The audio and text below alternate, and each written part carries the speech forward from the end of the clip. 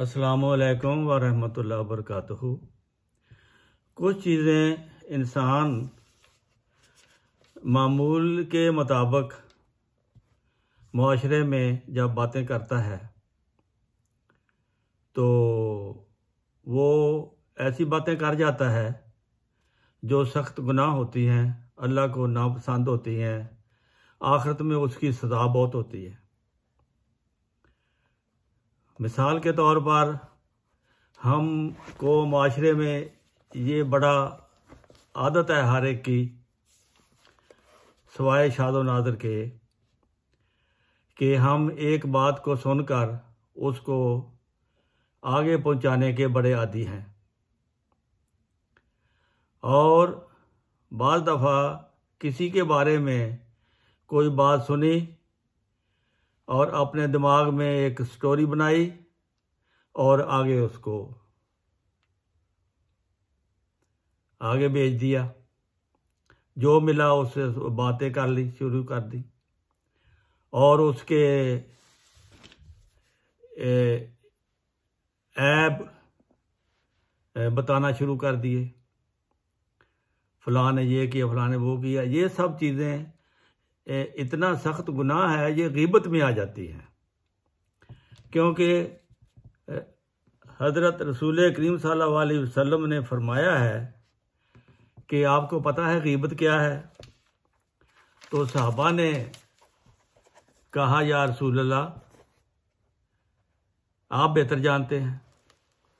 आपने फरमाया, अपने भाई का उसकी पीठ के पीछे इस रंग में जिक्र करना जिसे वो पसंद ना करता हो।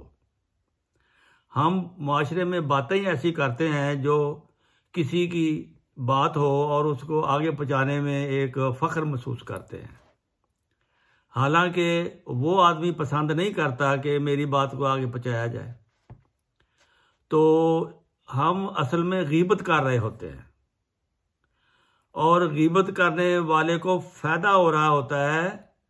जिसकी ग़ीबत की जाती है उसको फ़ायदा हो रहा होता है, जो ग़ीबत करता है उसके गुनाह वो उठा रहा होता है।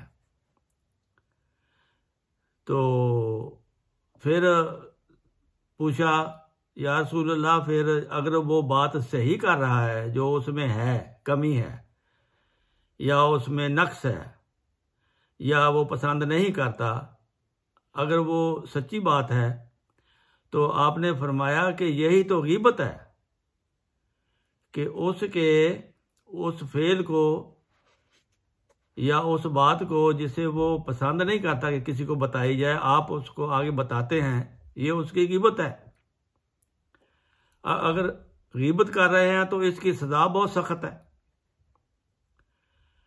और जिसकी ग़ीबत हो रही होती है, हो सकता है अल्लाह ताला उसके गुनाह माफ़ कर देवे और आप पर उसके गुनाहों का बोझ डाल देवे। तो फरमाया कि अगर वो ऐब उसमें पाया जाता है जिसका तूने उसकी पीठ पीछे जिक्र किया है, यही तो ग़ीबत है।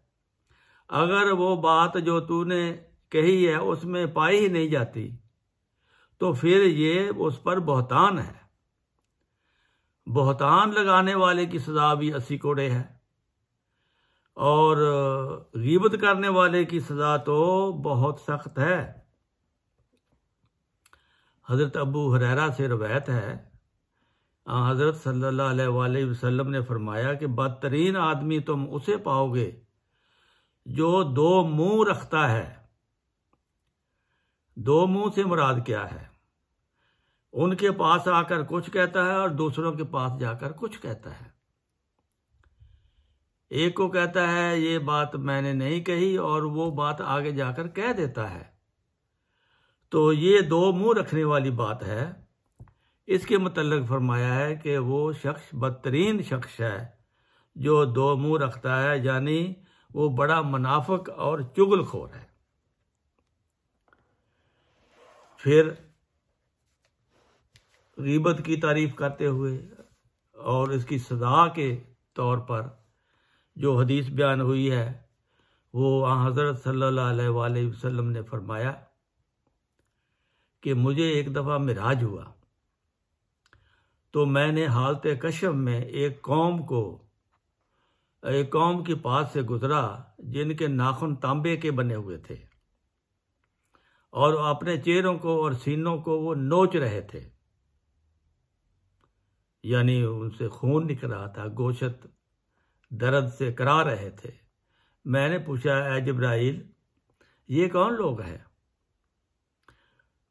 तो उन्होंने बताया कि ये लोगों का गोश्त नोच नोच कर खाया करते थे, यानी उनकी इज्जत और आबरू से खेलते थे, यानी उनकी गीबत करते थे और उनको हकारत की नजर से देखते थे। ये इतनी बड़ी सजा गीबत करने वाले की जो हमारे माशरे में बहुत है।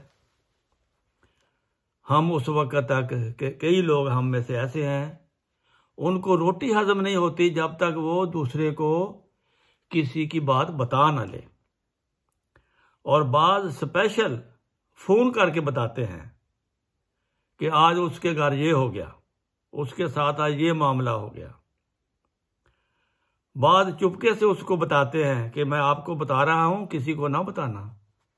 ये आमतौर पर औरतों का काम होता है कि बात बताकर फिर कहना मैंने आपको बताई है, आगे ना किसी को बताना। और वही बात जब वो औरत आगे बताती है, वो भी यही कहती है कि मैंने आपको बताई है, आगे ना किसी को बताना।